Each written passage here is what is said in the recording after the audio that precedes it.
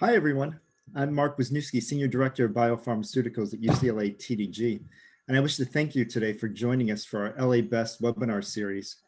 In this series, really excited about the format because we're starting with a presentation that will set the stage about the characteristics of innovation hubs, and this will be followed by a panel discussion with LA Best stakeholders on how this applies to LA. So we're excited about this engaging presentation and panel discussion. At this point, I'd like to introduce Judy Gasson, who's Professor Emerita and Senior Advisor for UCLA DGSOM on Research and Innovation. Thank you, Mark, and it's my pleasure to introduce our two moderators today. David Gilman, wave David, has spent 25 years in life science innovation strategies. His fields of interest include oncology, immunology, infectious disease, rare diseases. Recently, he was global head, portfolio management, and business development licensing at Novartis Oncology, and he's currently a partner at Clearview Healthcare Partners and a board member at UCLA's Technology Development Corporation. Our other moderator is Rajit Malhotra. Rajit, there you go. He's also spent 25 years as an entrepreneur, an investor, and a consultant. He's been a highly successful serial entrepreneur, the managing partner for McKinsey in Southern California, and is currently founder and executive chairman of Dyve Biosciences. He also serves on a number of boards, including the UCLA Technology Development Corporation. Welcome to both of you, and thank you so much for participating today. Mark and Judy, thank you very much. Let me kick us off. I couldn't be more excited about the discussion today. As a reminder, we're talking about building a leading bioscience ecosystem in LA. This is part one of two discussions. My excitement stems from the fact that, if at all, many of you are like me, we spend our days in little silos, but yet collectively we represent an excellent cross-section of the bioscience ecosystem in the city.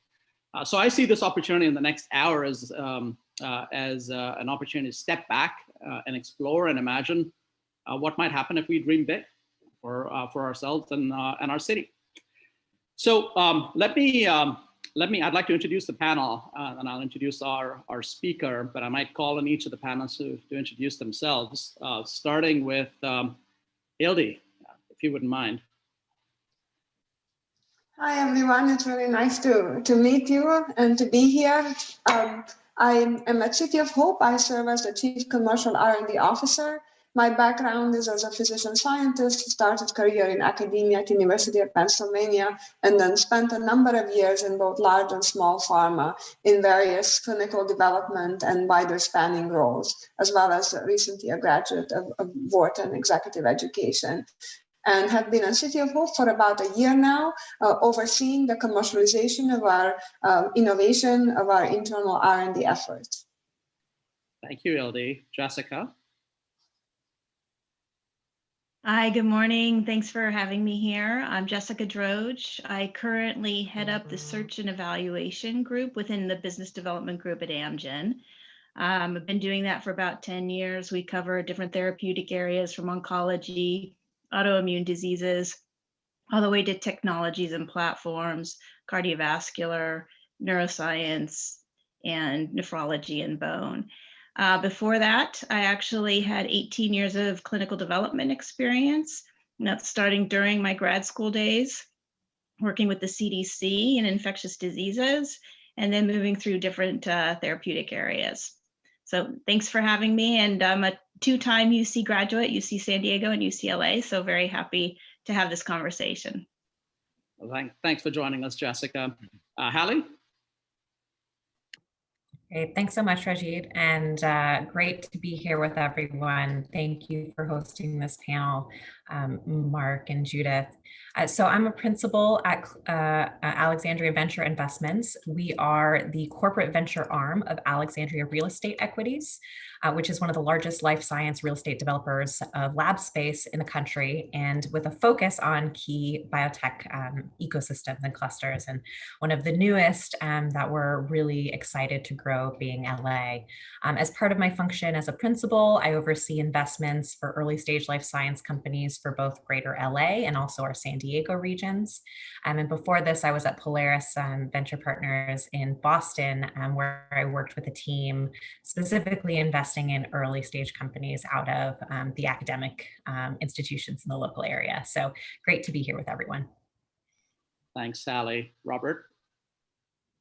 Hello, everybody. It's great to be here. I'm Robert Pacifici. I'm the Chief Scientific Officer for CHDI, which is a not-for-profit entity that is seeking to accelerate therapies for Huntington's disease, a rare neurological disorder.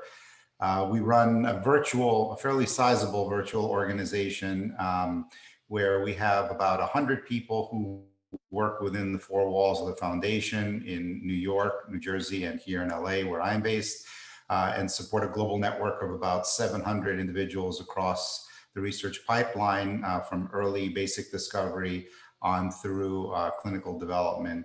And delighted to also participate as a board member for TDG here at UCLA. Thank you, Robert. And David?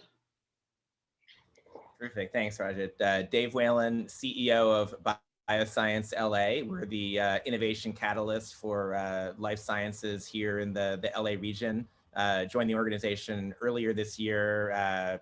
Proud to have both City of Hope and Amgen as founding sponsors, as well as board members from Alexandria and UCLA TDG. So this is a really great cross-section of what we're doing. I've been building the life sciences ecosystem here in LA for some time and spent many years in New York doing the same, and excited to have a conversation today and in a couple of weeks. Wonderful. Thank you. Thank you, Dave. Last but not least, I'm very excited to introduce Christian Elze. Christian is the founding partner of Catenion, which is a boutique strategy consulting firm based in Berlin. They take a science-driven approach, focus on biopharma innovation. And Christian has spent a significant amount of time thinking about what it takes to establish a sustainable biotech industry. And he's done this in the context of working with universities and on promoting translational research. He's worked with the public sector, including work recently with the Israeli government. And all of these have shaped the narrative and the presentation for today. So we're honored to have you, Christian. You'll find Christian to be provocative, knowledgeable, and insightful, as I have over the last few interactions we've had. So without further ado, let me turn it over to you, Christian. Well, thanks, Rajit, for the very kind introduction, and thanks to Judith and Mark for inviting me. Let me see if I can get this running. Am I in presentation mode? Yes. Yeah, perfect. Thank you. So what I'm going to do today is I want to really lay the foundation for a discussion of what LA could do, should do in order to get a more prominent place in terms of bioinnovation. And I have two chapters here today. The first one is what can we learn from innovation hubs that have come up in the past and present. And the second one is to look at the biopharma innovation system that we have today and how it has evolved until now. So it's basically looking back today. And next time, I would like to put up for discussion the narrative that I'm developing for what is next, what is coming next, what may be coming next, and think about some building blocks of how LA may go about becoming a leading and building a leading bio system. So let me go back in time and start with the eminent cell biologist, George Pallade. He came to the US after World War II from Romania. He worked at the Rockefeller Institute and also in California.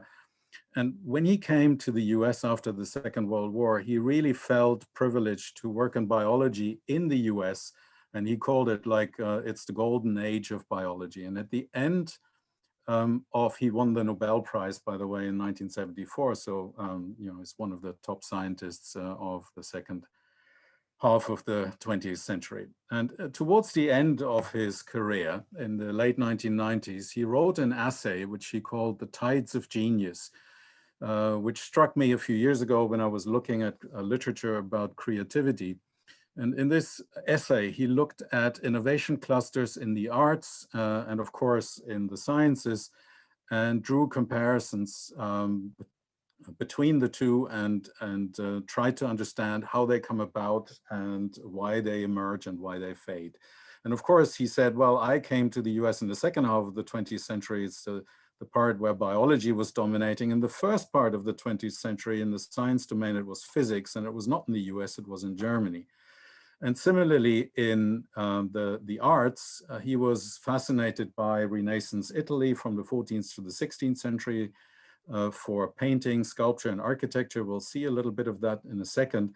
Italy for music in the 17th and in the 18th century. Then Italy faded away and Germany emerged as a music cluster. And then finally, Paris took over in the mid-19th century until the early 20th century for painting. In the sciences, you have similar trends. So you have a following country one after the other in terms of being the leading cluster. And the leadership here being defined as 25% or more of what was published. So Italy had the leadership in the 1600s, then Britain took over in the mid-17th century with the foundation of the Royal Society in 1660, then it moved to France, then the center moved to Germany.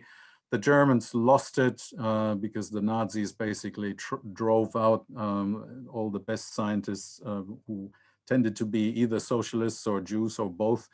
And in the US, in the meantime, the Rockefeller Foundation had started work, especially in the biosciences and in medicine, to build up an academic capability that was ready in 1933 to take over. So the US emerged, and until the Homeland Security Act really remained undisputed as the scientific leader.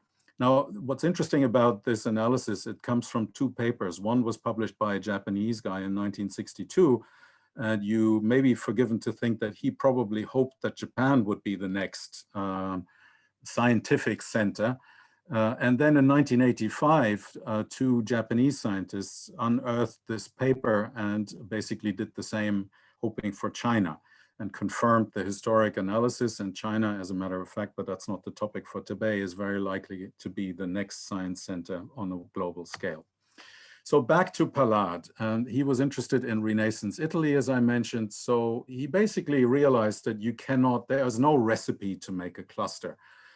Clusters just happen, and he used the image of the golden flower that comes to bloom in an undetermined place. Nobody knows why, and it stays there for longer or for shorter. Nobody really knows why, but what happens is that these clusters or hubs are thriving on geniuses, and geniuses for Pallade were just simply people with higher than average creativity.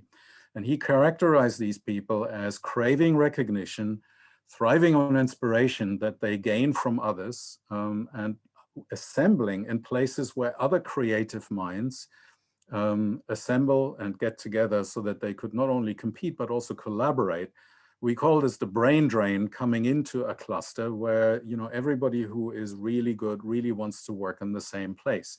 And of course, it needs to be fueled by money, and it needs to be fueled by recognition. Otherwise, you don't go, because as a genius, as it says, you are craving recognition. Now, what George Pallade also said is that these people will epigenetically adapt, this is in the late 90s, so forgive the language, to fields of activity valued by the spirit of the times. And this is an important one in my view for the narrative going forward.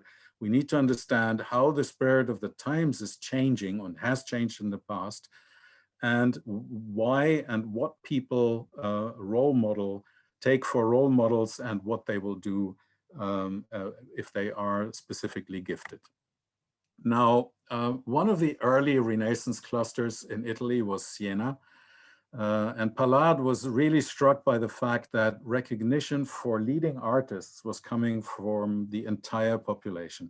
So you look at this picture here, it's by Duccio di Boninsegna. It was commissioned by the Siena City Council in 1308.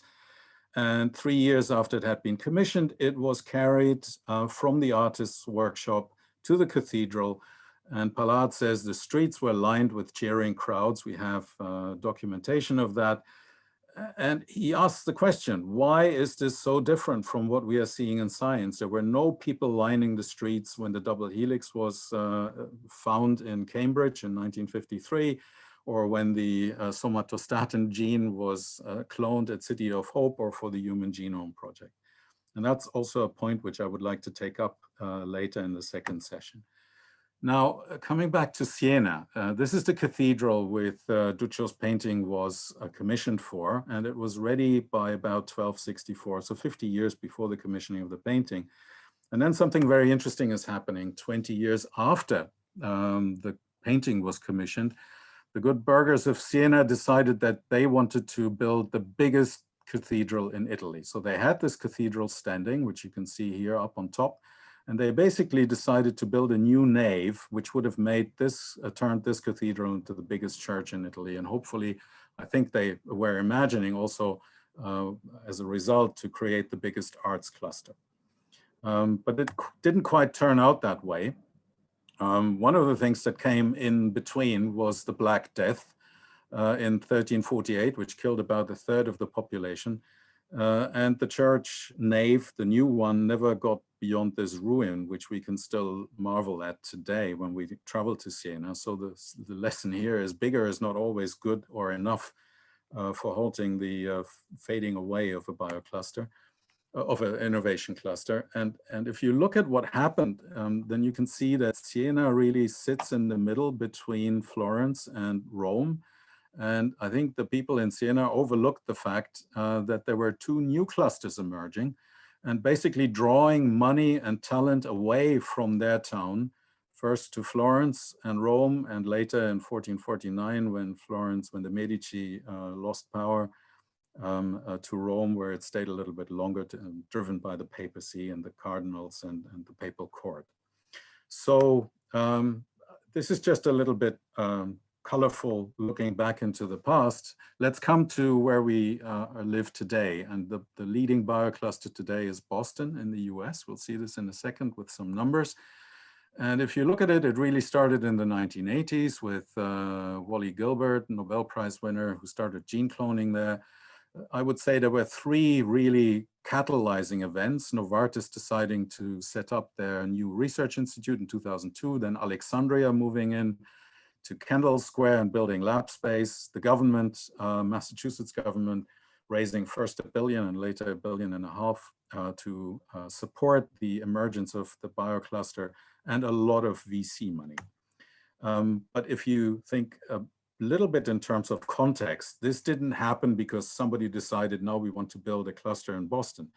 It really needed 50 years of anticipation and preparation, first with the Rockefeller Foundation that helped build and transform medical schools in the US into academic centers. Then from 1933 onwards, the brain drain from Europe that I've alluded to before, and later Asia. And then the massive investment of NIH into the sciences, the biosciences. So the 40 years success of Boston really have to be seen against the background of 100 years building the US into a larger cluster. And I mentioned that the Massachusetts government has also used grants and bonds as a means to help subsidize and finance the emergence of the cluster. In California, you have something similar. And here are some numbers. I really, this is the US infatuation with ranking things in terms of numbers. But what is really interesting here, if you look at Boston and San Francisco in terms of VC funding and patents, they are way ahead of the rest of the crowd. This is a testimony to what we've seen in the arts and in the sciences and in other contexts in history, that once you become a leading cluster, there's this centrifugal force which basically draws resources and people away from everywhere else, and the others really are struggling to catch up, even though NIH funding, lab space, and jobs are not not dissimilar. So this is the hurdle that one faces when one thinks about building and strengthening a cluster. So what does all of this imply for building up LA as a leading biocluster in the future and moving it away from place 8 or 9 where it sits today? I would say that the good news is that, as in the case of Siena, Florence, and Rome, I can probably make the confident prediction that sooner or later Boston will lose its preeminent position. Nothing lasts forever, right? I don't know why and how. We'll discuss this in a second, but it will happen. And that will free up space for others to take the place. Now, what are the barriers? The barriers here for improving LA's position clearly are these centrifugal forces that I mentioned, so that catching up in the current model will be very, very difficult. And unlike Boston, there is no home state that will focus uniquely on LA as a cluster. As you know, LA is geographically squeezed between San Francisco and San Diego that perform better on the metrics.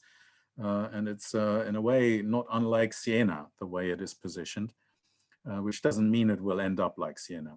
The opportunity, I think, is to say, can we find a novel narrative and can we anticipate what will be the next wave of biomedical innovation and how it will be shaped and will be different from what we know today?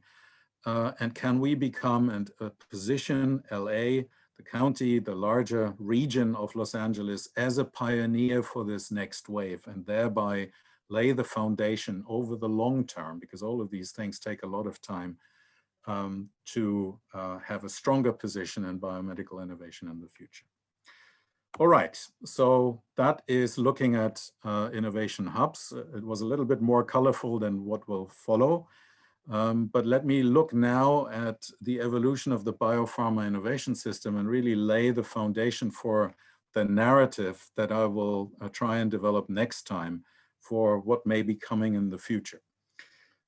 So I find it useful to look at the humble S-curve that we all know from science and technology mapping, and use it as a descriptor for biopharma innovation systems. And what does the S-curve tell us? It tells us whatever you try in science and technology starts very, very, very slowly.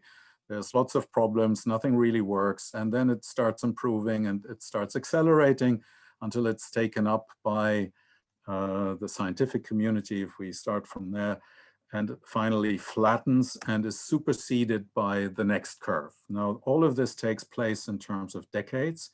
And if we try and use this concept of the S-curve and apply it to a biomedical innovation system, I think what you can measure on the Y-axis is the effectiveness with which we diminish the disease burden of society. So the impact of innovation on the disease burden of society. One other aspect before I go into describing the first and the second S-curve is that these S-curves tend to be visible early on, but only to the prepared eye. So you have to really look out for early signs of the next wave before you can actually see them having a major impact on society. So these S-curves, I myself spent years just characterizing them in terms of scientific and technological innovation space, describing the R&D processes and the product properties and how they are changing. And I think that's a fundamental part of it, but there's also another part which is equally important and which doesn't get enough attention in my view, which is the financial and organizational innovation ecosystem. So the way how we organize and finance innovation, and based on which values we do that, the spirit of the times, as Georges Pallade would have said, and how value is captured.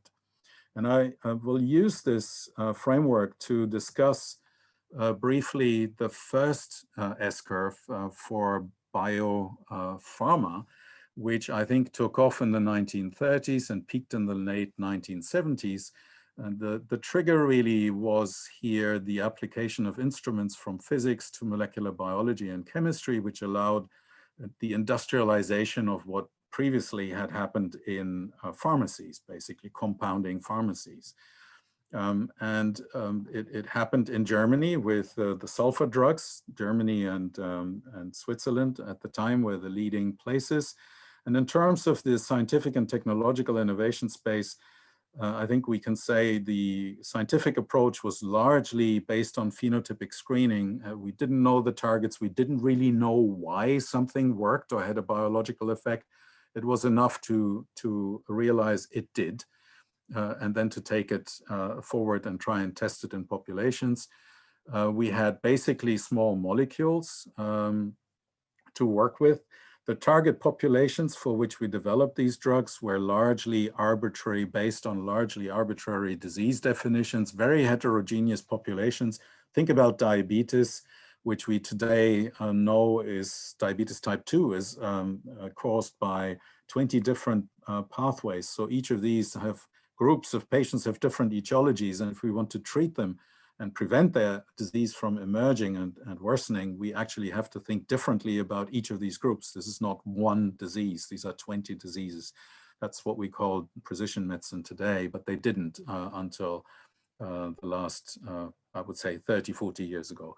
And then the product properties at the time were really not very good. These were symptomatic treatments as a consequence of all the rest, with relatively poor PK, PD profiles and CYP interactions very often. So what about the other side, the financial and organizational ecosystem?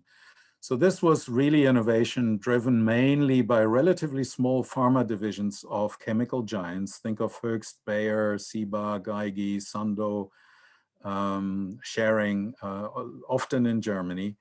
The characteristic of financing basically was, well, reinvested profits by these companies. The political economy and the spirit of the times was very much characterized by a strong role of the state in the economy, in research, strong antitrust, and weak IP protection. And if you think about regulation, pricing, and reimbursement, then this market that we call the biopharmaceutical market really just formed in these days. You started out with low insurance coverage and low prices throughout this whole period until the 1970s. In the US, the main ecosystem trigger really was happened in World War II with the state-sponsored production of anti-infectives. This is penicillin.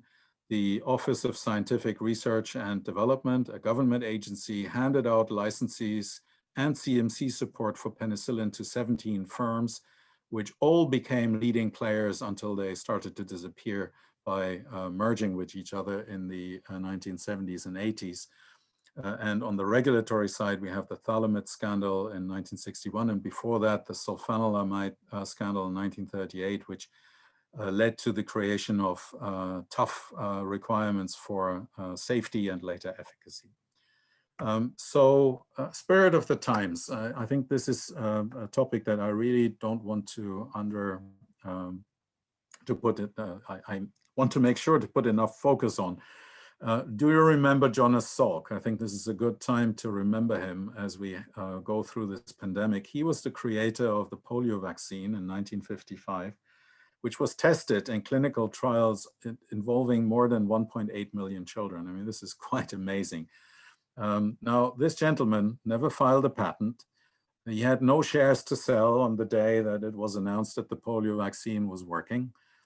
And so he didn't receive a lot of recognition in terms of monetary rewards. His recognition, and that's the spirit of the times, I think, was different. It came through letters from thousands of fellow citizens. He got honorary degrees. He was invited to the White House and met Weizmann in Israel, and on it goes. So he became a celebrity because he invented something that did good for humanity. I don't want to sound moralistic. I just want to give you the flavor of the times. Last slide on this period, the S-curve you can see here is accelerating in the 1960s and 70s, and then it flattens off. The compounds were relatively small. The sales of the leading compounds, the first blockbuster was Tagamet in 1986. And the companies were relatively small in terms of their worldwide RX sales. what is notable, I think, if we look at this period from today's vantage point, is there was a lot of innovation, arguably more innovation in those 40 years than in the following 40 years since 1980. We didn't have any VCs, we didn't have any biotechs, and we had no focused big pharma. We just had a very different ecosystem and prices were low. So what I'm trying to say, and I want to just put this into the discussion and prepare the discussion, is that innovation can happen in very different ecosystems. It doesn't have to look like today. So what do we have today? The system that evolved around 1980 and that is today in its accelerating phase, I would think, I call this the Biotech System. What is really remarkable about this system is how it came into being. If you follow the political discussion and the bio discussions in the US, look at what happened here. We had a bipartisan deregulation movement really driven by unhappiness with slowing innovation at the time of reduced science funding. They passed around about 24 different acts and legislative pieces, which covered patents, which covered the Bayh-Dole Act was the most important one, arguably, of these, which covered the transfer of IP out of universities where it was covered by, had been financed by the NIH. The patent courts were strengthened, the tax rates were cut drastically for capital gains, making it interesting for investors to put money into risky businesses like biopharma innovation. They relaxed the prudent man rule, which allowed pension funds to put money into biotech. We had the Orphan Drug Act. NASDAQ listing requirements were eased. Before this period, you had to have 7 years of profitable trading before you could issue shares, because the government wanted to protect people who put their money into the stock market. So you can see that the whole system that emerges here was very different from what it was before, and it emerged in a concerted action which covered all aspects of the ecosystem required to really give a shot in the arm to bioinnovation. And it was very successful. For the larger context in which this happened, I really would advise you to read Kurt Anderson's book about evil geniuses, which is a much less happy story than the one that I'm telling you here about biopharma. Summing up, what happened in the ecosystem is we moved away from the small subsidiaries of large chemical companies working with low prices and profit margins towards the VC-financed biotech and focused big pharma model in a different political economy with free markets, strong patent protection, and shareholder value as the main driver. Now, obviously, there was also a major trigger on the science and technology side that made all of this possible, and these were the two foundational biotech technologies of recombinant DNA and hybridoma technology, and later genomics, proteomics, and artificial intelligence, big data, machine learning were added on top of this. Comparing now the scientific approach, it moved from basically phenotypic driven to target driven, multi-target approaches.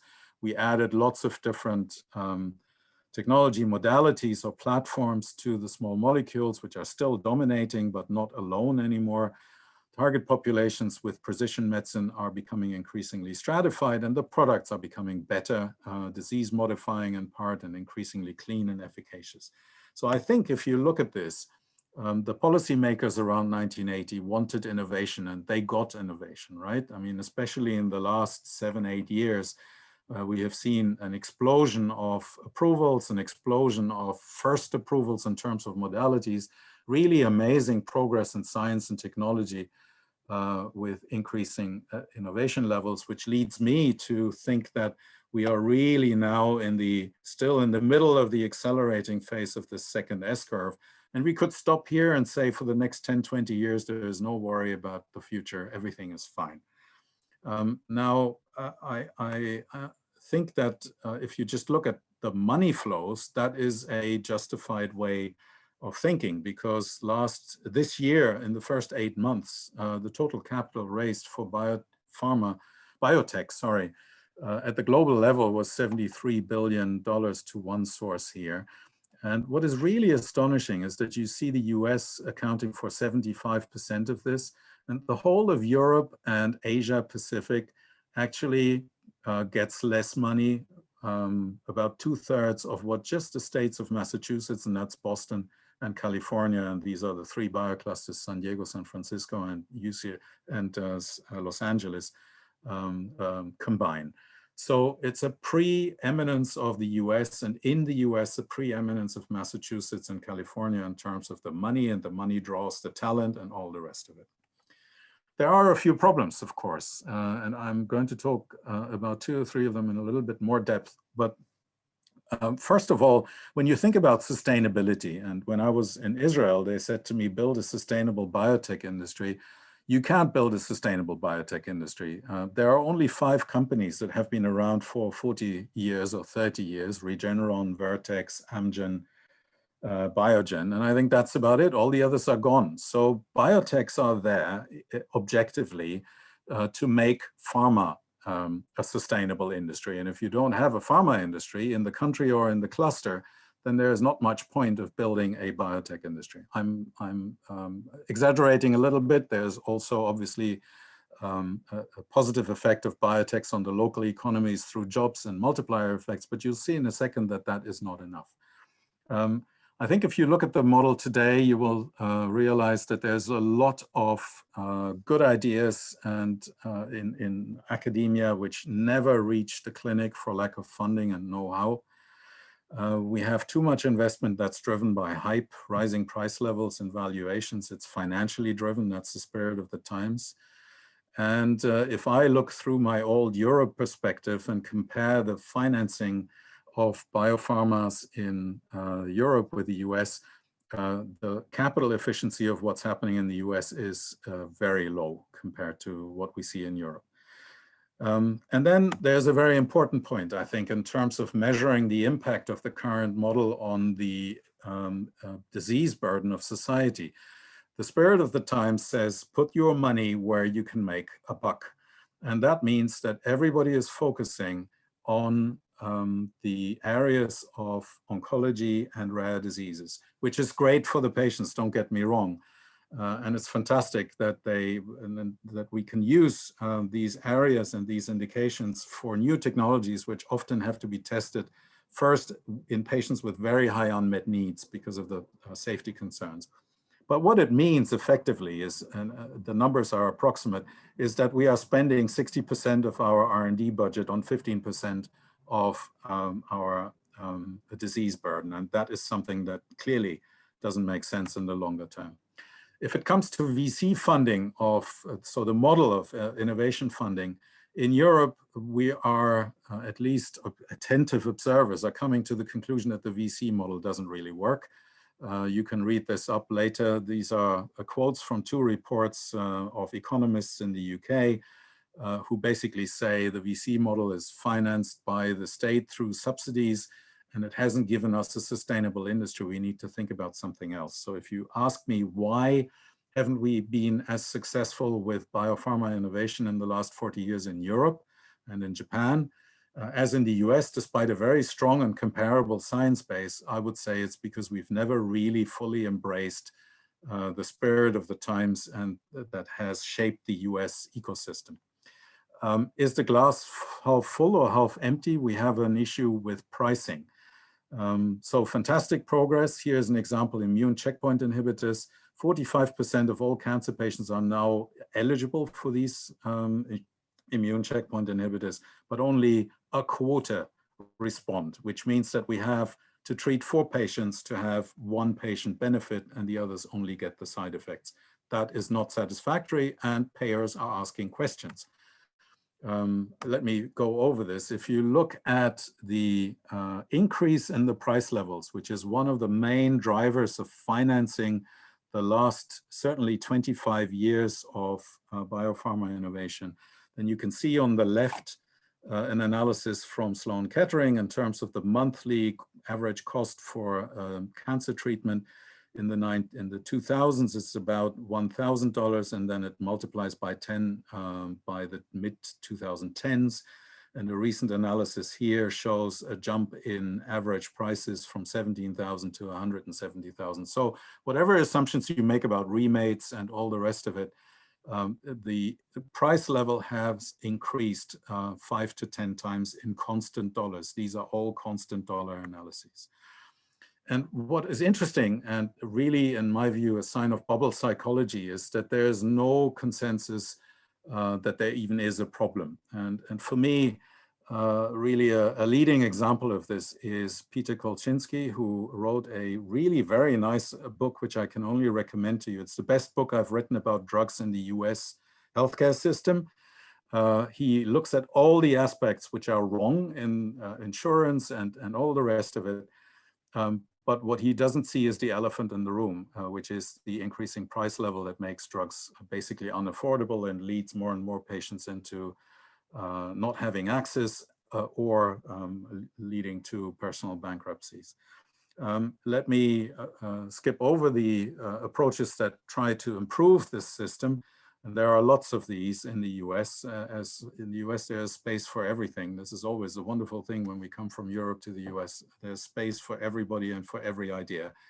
What I'm a little bit worried about are the radical solutions to this pricing problem. And these are solutions which basically say the problem is that the prices are too high and we need to bring them down. And I've just singled out two approaches here. One is the so-called Pelosi bill, which says, let's go back to either the level of 2016 or an average benchmark price level for basically European countries. And the other one is a market-driven approach, which is really a remarkable EQRX, which is a company that has raised 200 million to bring fast followers to the market in the US and offer them to payers at a 70 to 80% price discount. I think both of these are getting it wrong. They may bring the prices down, but I think the price levels are not the problem. They are just a symptom of the underlying ethos and the economic model, how we finance biopharma innovation and how we finance translational research. So, you know, price level reduction and control is necessary, but it's not sufficient to continue with biopharma innovation. And we need to be very, very careful. And I hope somebody tells the new team of President Biden not to rush this too much, that we don't destroy the engine which we have in place now before we have another engine in place. And to get to my second to last slide, if you look back to what the policymakers were worried about in the 1970s, they had to figure out how to innovate the ecosystem in order to support innovation, to re-accelerate innovation. And I think today that's not a problem we have. We have more than enough innovation coming out of academia, more than enough that we can finance, even with the $70 billion in 8 months that are coming, that were raised. But what we need to do is we need to reshape the system such that we can guarantee and ensure a sustainable impact on the disease burden for the next decades. Which is not going to be possible with what we have today. And so in conclusion, I think my main messages here today are clusters emerge and fade, and Boston will not last forever. The economic model of biopharma innovation that we follow today has reached or is reaching its limits. And if you think about for what does it take for LA to emerge, copying Boston and the recipes that have worked in Boston do not look like a very good strategy. So I will stop here for today. Thank you very much, and hand it over to the moderators.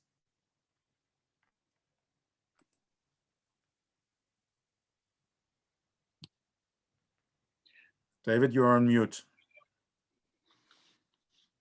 You know, no matter how many times I told myself I would not make that mistake, it seems to be a sign of the times, so to speak. Christian, I was just thanking you for another thought-provoking presentation. I, of course, have had the benefit of not only hearing elements of this previously, but having many fascinating conversations with you directly. And yet, every time I listen, I am provoked in ways that I didn't anticipate. And I'm really looking forward to having a conversation with the panelists as they reacted to the topics presented today as well. So the panelists are currently returning their cameras live, I can see. I encourage you to do so. I'd like to also take a moment to encourage our attendees today to feel free to use the Q&A function that you'll find at the bottom of your Zoom screen. I see somebody has already posted a question there. We'll keep an eye on those and try to work them into the conversation over the next 15 minutes. Clearly, Christian, there were two very important sections to your presentation. And I'd like to make sure we talk a little bit about both of them. I might suggest maybe we do that in reverse order.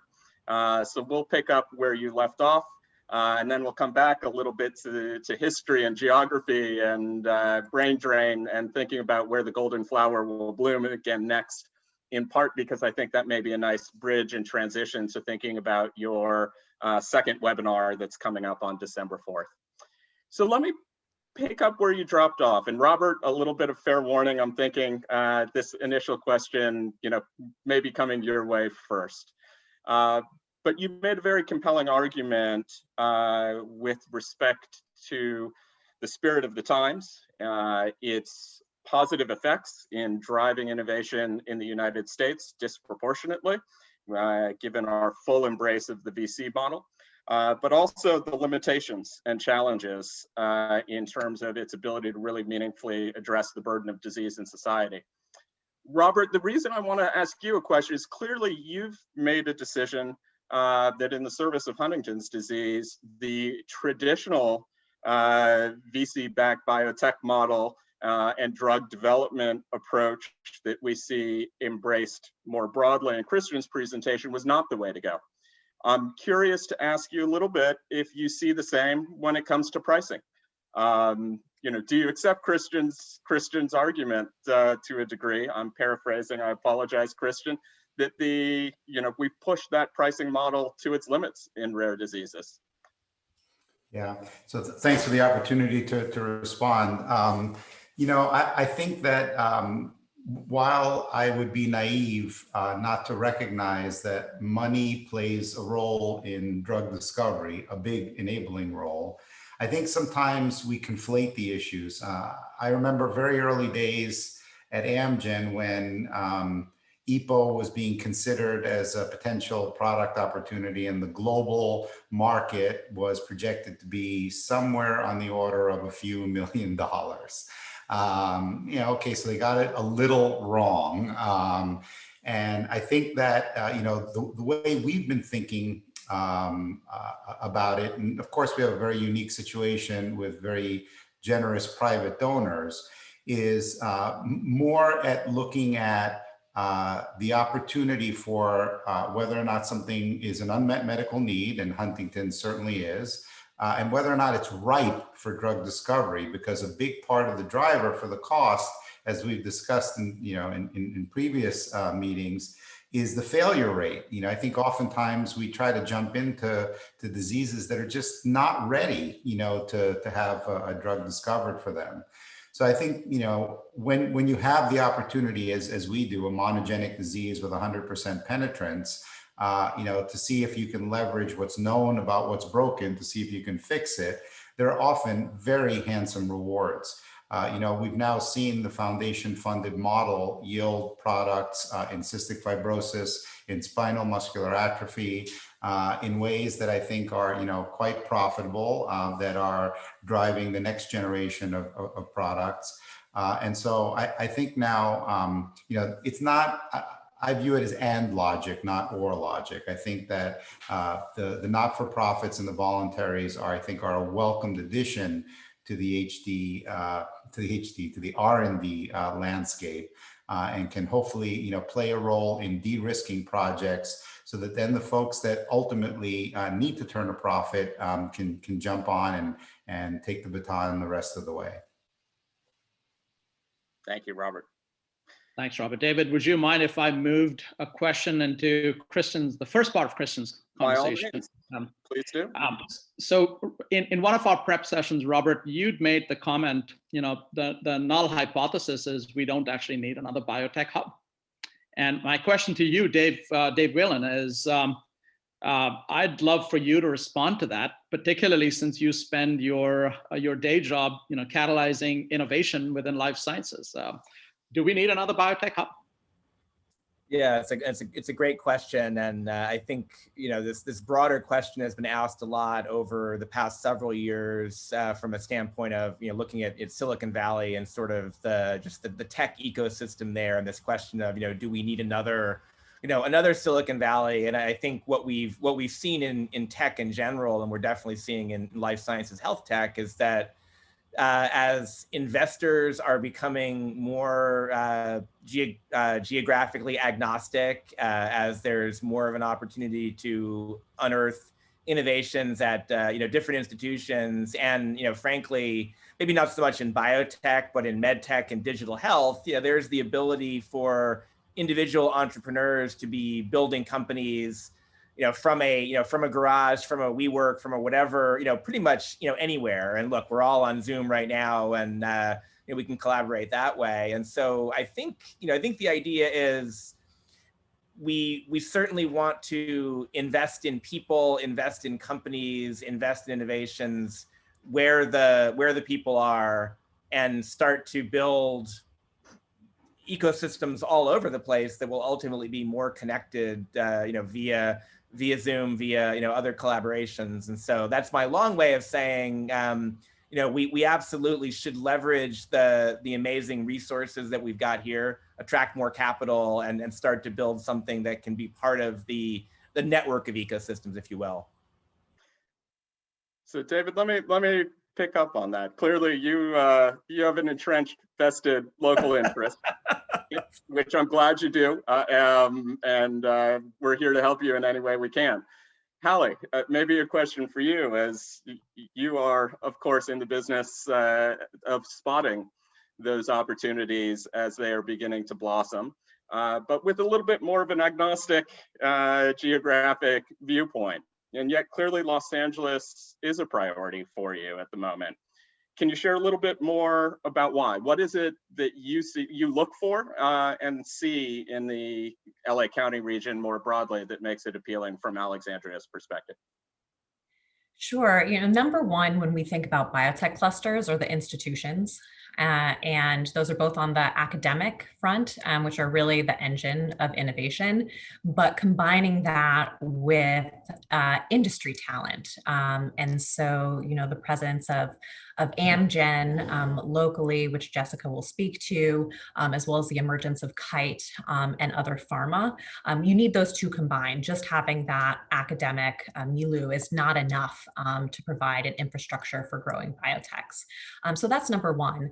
Number two, I would say, is an infusion of capital. So Alexandria, over a decade ago, pursued LA as a potential area for biotech growth, and there wasn't enough capital here to keep companies on the ground. What we saw was companies going up to San Francisco, going down to San Diego, out to Boston, to be closer to VC capital. And so I think there's two changes there. One is that there's more local capital. Alexandria is now on the ground. We have Westlake. We have funds popping up to focus specifically in Southern California.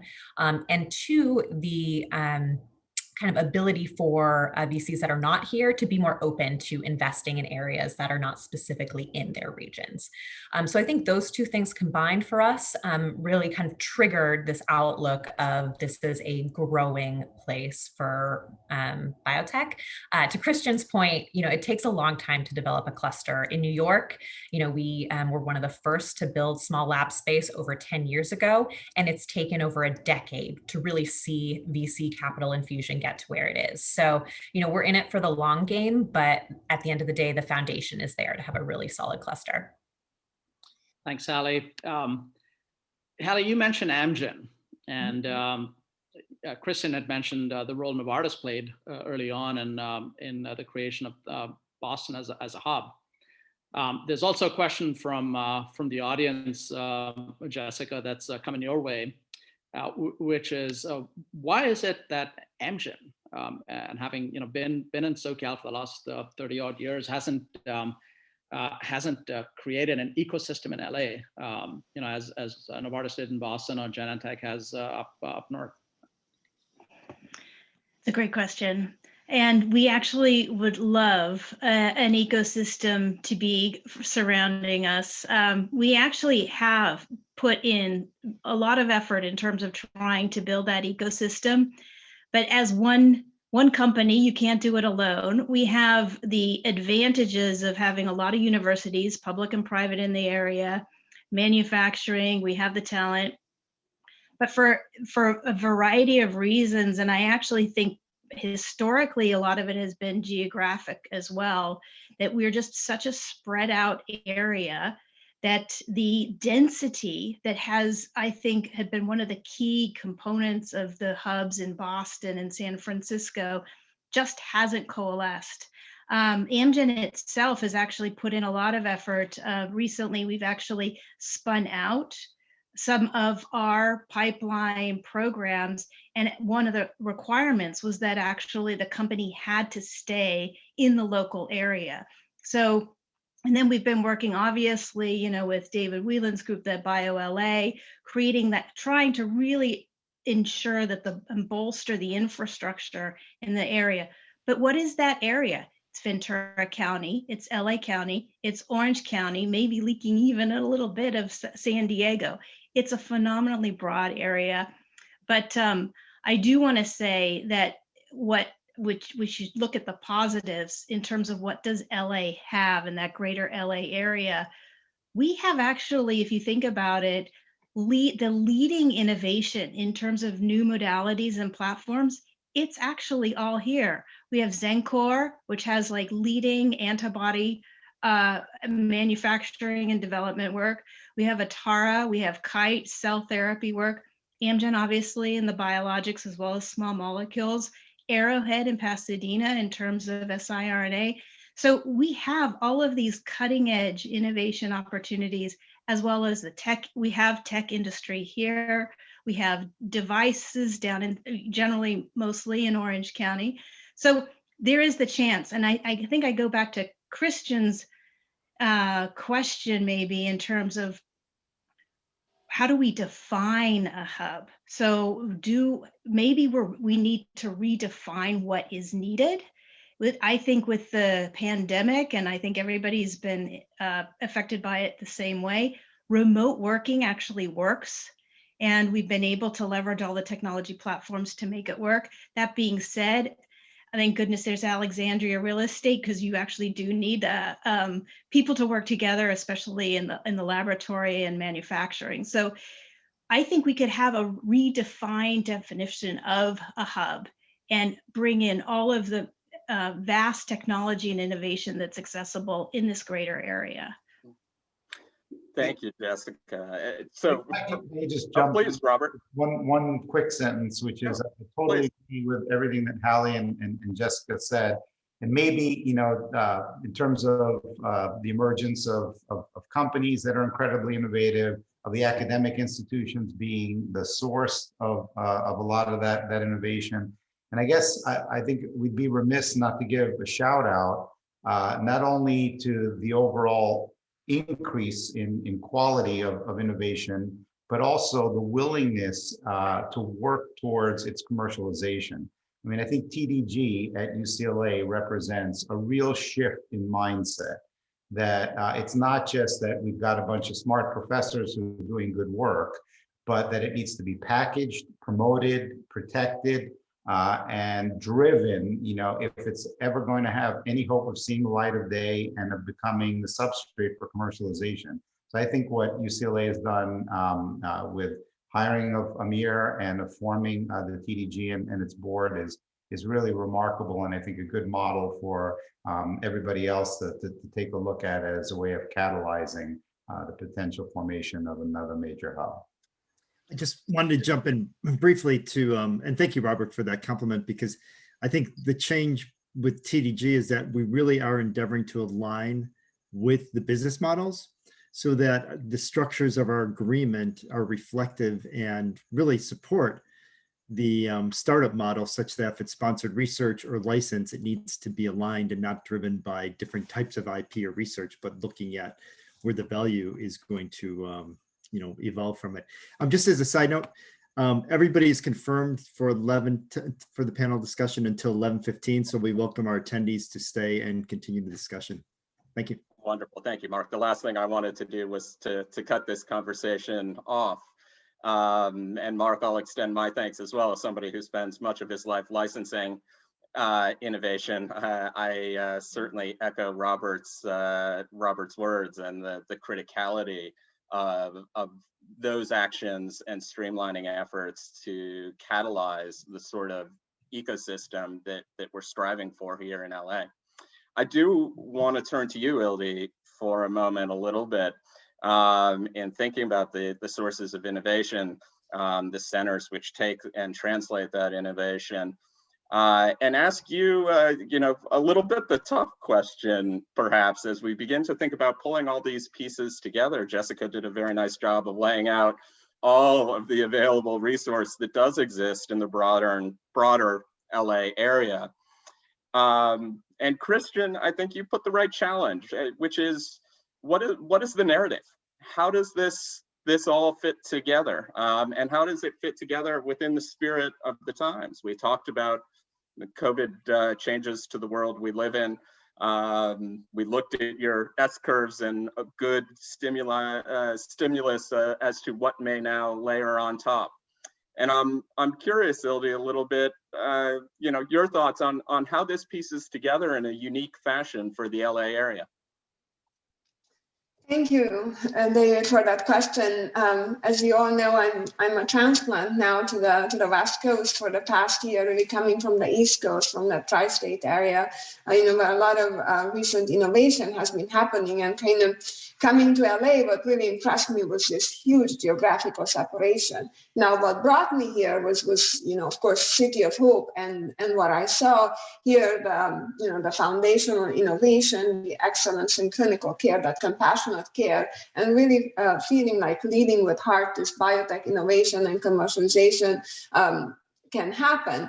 And then, of course, the pandemic happened, and we, in a way, we became even more separated than we were before geographically. But this gives us actually an opportunity to answer Christian's question as to how to define a new innovation hub. I think it all starts with a conversation. Conversations like this leads to collaboration, and that, of course, will bring in the third important piece, which I think is very important, is funding.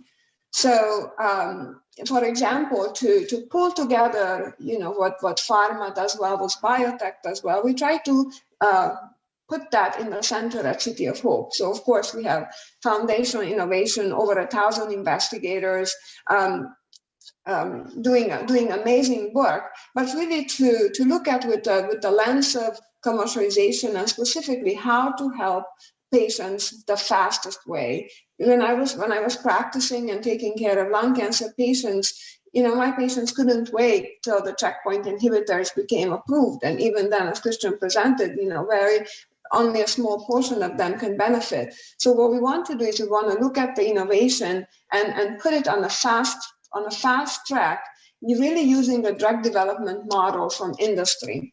And that's what we began here at City of Hope. And when I started, we kind of evaluated the portfolio of different assets, and lo and behold, the pandemic started, and we identified one particular asset and embarked on development of a COVID-19 vaccine. And for me, coming from industry previously, we have a remarkable feat of developing a vaccine from proof of concept to actually today being listed in clinicaltrials.gov as enrolling. And this is a new prophylactic vaccine for COVID-19. So the drug development process clearly can work in an academic center as well. Now, what we need is, of course, to grow our team, to have funding, to have more collaboration with not just biotech, but pharma, who have the excellence to carry out the trials, except all starts with these conversations and then the collaboration that ensues. If I might, thank you for that. If I might pick up on and double click on your funding point, you've talked in the past about the unique sort of funding program you have within City of Hope. I know UCLA has The TDG has an innovation fund. I would, and David, this may be a question for you. While there certainly are, there's a lot going on in the LA ecosystem. Westlake Bioventures was a terrific occurrence. How do we scale this up? And how do we scale this up by a factor of 10?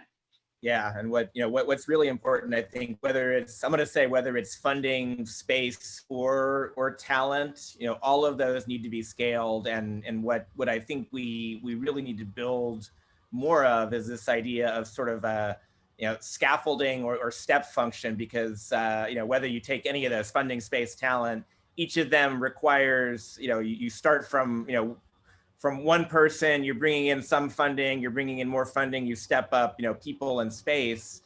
And what I think is a massive opportunity here is that LA is arguably home to some of the biggest biggest pools of untapped private capital, I would say, anywhere, not really connected into the larger investment ecosystem, certainly not connected into the life sciences ecosystem. And so, one of the things that I think that BioscienceLA is working on with community members and Alexandria and Amgen and others is how do we start to educate potential investors, connect potential investors, so we're able to help companies go from one stage to another. And like Jessica mentioned, spin-outs coming out of Amgen where there's a requirement that they stay in the area. How do we make sure there are funders for that first stage and that next stage? So, ultimately we're able to keep talent here, keep companies here, and continue to grow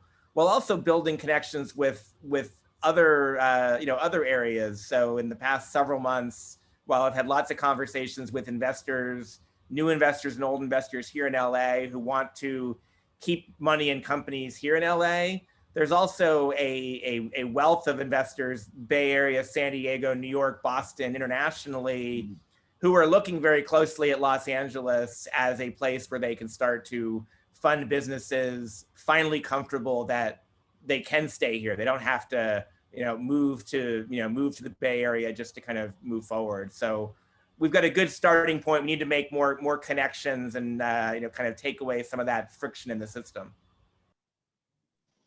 And I just want to say that's one of the big challenges to date is to, when you attract talent into this local area, those people want to know that if the job that they're initiating ends at some point, that they don't have to uproot their entire family and move to a different place to find a similar type of role. And so the more jobs that we can create here and the more confidence we can give families and people that they will have a whole cycle of opportunities in the local area, that in and of itself will kind of be the, as Christian said, the centrifugal force that'll keep the growth permissible. So. Yeah, I always say we need more companies that are successful, but we also need some companies that fail, because that's part of being part of a biotech ecosystem. And, notoriously in Cambridge, we would get Biogen's resume books whenever there was a rift, right? And, companies jumped on those so that the talent could be dispersed into other great companies. So, we need to work towards that threshold, because not everything is successful, but you're part of an ecosystem that can lift everyone up and be successful as a whole. If I could just pick up on, I think Christian's, I think it was the last bullet point, that trying to copy Boston's probably not going to work. And I could agree more. I think, the leaving aside the question of whether or not we need another biotech hub, let's assume we do. We definitely don't need a clone. I think, there are certain immutable things about Los Angeles. It is where it is on the map. There is a significant amount of wealth here, albeit from perhaps different sources than exists in other cities. There are, a collection of high quality academic institutions. So I think the basic substrate is there. The question is what's the differentiator? What makes LA different? And I think, there are certain things, our proximity to Asia, in the same way that I think many of the East Coast hubs have leveraged their proximity to Europe. I think there's a real opportunity now. Certainly South Korea has made a big play in entering into biomedical sciences. The ability to be, a bit closer to them in terms of travel, in terms of time zones. Even on Zoom, time zones still exist, and people need to sleep at night and have dinner in the evening. So good to be a little bit closer, and to start thinking about, rather than having, which we did at CHDI actually, rather than viewing San Francisco and San Diego as competition, view it as a potential synergy. We're here smack in the middle of those two places. And I think, having the mindset of differentiating ourselves from existing places, leveraging what exists already, and building LA is something that emerges for the future based on the needs that, folks can predict kind of where biomedical science is going, and be proactive about that would serve us really well. I think that's very well said. And I suppose maybe one last open-ended question to the group, and really, does, I think, set us up for the next conversation we want to have, which we are slowly moving towards. But there is, of course, as we've all alluded to in some fashion, there is, of course, one industry where the cluster globally is Los Angeles. It just doesn't happen to be biotechnology. And it's film, and it follows, of course, a very similar pattern to the one Christian talked about. The origins are mostly Europeans who were sort of began their career in the arts in Europe and developed their sort of artistic sensibility in Europe, came to New York, decided New York in various ways was a little too stifling, and found their way to orange groves in Southern California, to build a city of their own, to tell fictional stories of the world that they wished to live in rather than the world that they had seen around them. So there's this amazing creativity that is one of the immutable facts, Robert, that, on the positive side of the ledger, that is there in your backyard. Adept at storytelling. And I'm really curious what people think the story of Los Angeles is. If we can begin to think about writing that story of the next 15 years that will bring about the innovation ecosystem we all believe is latent. How does that story go to people? Well, I'll dive in there, but would love to hear everyone's thoughts. And in fact, this is something we've had a lot of conversations about. How do we connect with that industry and the story? And ultimately, LA is home of such a diverse population, diverse industries, even diversity among life sciences and healthcare. Again, from biotech to medtech to digital health. It's that rich kind of connectivity of diversity, even health and wellness. Thinking about sort of what drives healthcare and sort of this movement from disease care to wellness and preventative medicine. LA is arguably the birthplace of fitness and wellness, and so being able to integrate that story and oddly enough, were it not for Netflix, 10 years ago, if someone had said there'd be an active market for documentaries on nutrition or documentaries on, where is that market? And yet Netflix has proven that they can fit it into their, $20 billion, annual budget for content and make it work. I think there's a real opportunity to tell stories about people, tell stories about not just the innovation side of healthcare, but the end user side, the impact beneficiary side, in a way that we can really reach people in a very different way. And in fact, I think what we're going through right now with COVID and sort of this healthcare crisis, which has led to an economic crisis, which has now been amplified by multiple social crises, if we can't do a good job telling those stories here in LA and get people excited about innovation, we're really doing something wrong. So I would love some others to weigh in there, but it's kind of my thought for the moment. Yeah, I'll piggyback on that, David. I agree completely. I think we actually, as a country and as a world, should actually leverage the fact that science is so close to the public now with the pandemic and has shown every some of the public anyway. Well, some of the public, right? But the ramifications that science and medical technology has on the economy, on politics, on healthcare, et cetera. And I think it would be phenomenal to be able to leverage that storytelling and with our, medical facilities, our, startups, all of the different players that have piece of the pie. And hopefully we can keep the public's interest and have them better understand the whole process of drug development and technology innovation.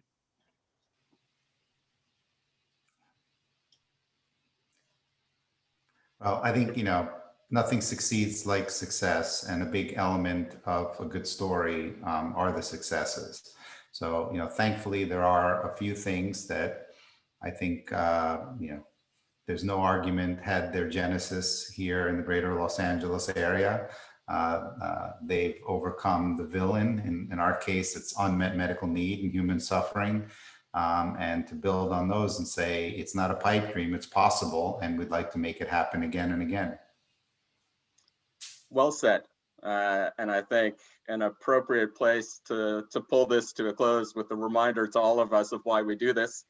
And Christian, hopefully we've teed up the conversation that will continue, I believe, on the 4th, if my memory is serving me correctly.